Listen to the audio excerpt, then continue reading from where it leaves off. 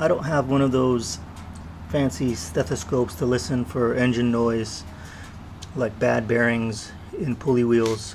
So I put together this concoction where you stick the screwdriver all the way through,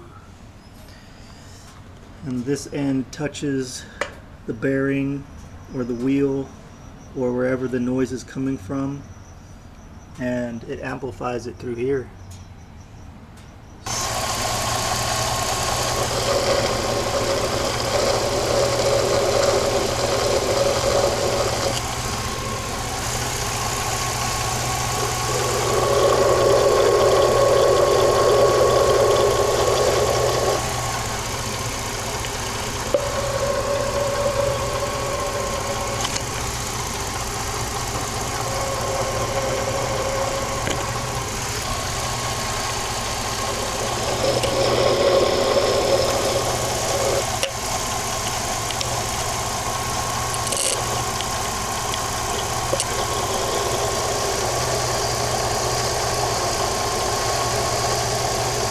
And that's how I check to see if there's a bad bearing in any of these pulley wheels.